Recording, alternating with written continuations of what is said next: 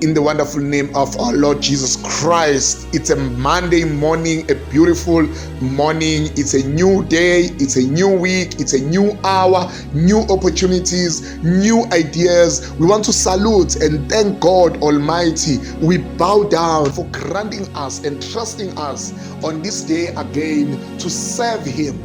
Because every time when you wake up in the morning, the first thing that you must know, of which is the reason why God has chosen to wake you up, is to serve His purpose. Look for His purpose. Check for His purpose. Look where can you get His purpose, so that you will sleep peacefully, knowing that you have done today's work. So we are in this earth to serve. We are in this earth to accomplish what God has called us for on this earth. So we thank God, and I also like to thank you guys for the support.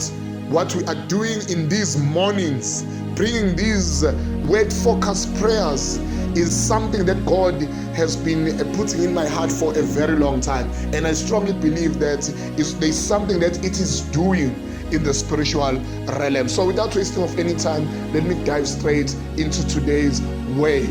So today, guys, we are saying grace misunderstood with what grace is. Grace misunderstood with what grace is. Let us look at the word of God in the NIV version. Titus chapter number 2, verse number 11 and 12. NIV version. There's something in NIV that emphasizing or that touches my heart a little bit deeper than the other versions. And there's also something in TPT that also talks something else. But they all complement each other to make this thing clear to everyone. So, for the grace of God has appeared that offers salvation to all people. It teaches us to say no. The grace of God teaches us to say no to ungodliness, to say no to disbelief, to say no to negativity about God and worldly passions, and to live a self-controlled, that is grace. Grace teaches us to say no to ungodliness and make us to live, because there are two types of grace.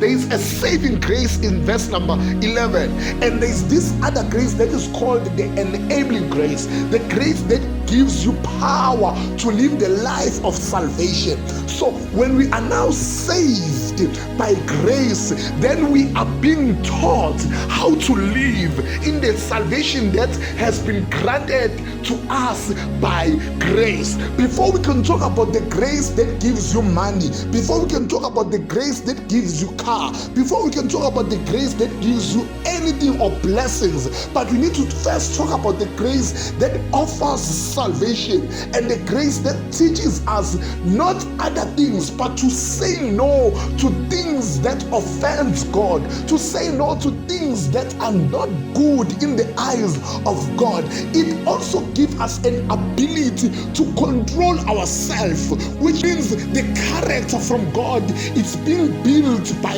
this grace, so that it teaches us to say no to ungodliness and to live the self-controlled, upright, and godly lives in this present age. And in TPT it says God's marvelous grace has manifested. In other words, it has sprung up in person. The grace that you are talking about has eyes, has ears, has mouth, has hands. This grace, but before it can do anything through giving us now the daily way of living, it must first teach us to be self-controlled. It must first teach us to say no to things that are against God, these things that are destroying us. Because if things are against God, it's not just being them against God, but because they are destroying our lives, so that we are not going to appear the way God wants us to appear in this world and in front of Him. So the grace that brings salvation has appeared to all of us, and it teaches us to say no. That is the type of grace that has been misunderstood for a very long time.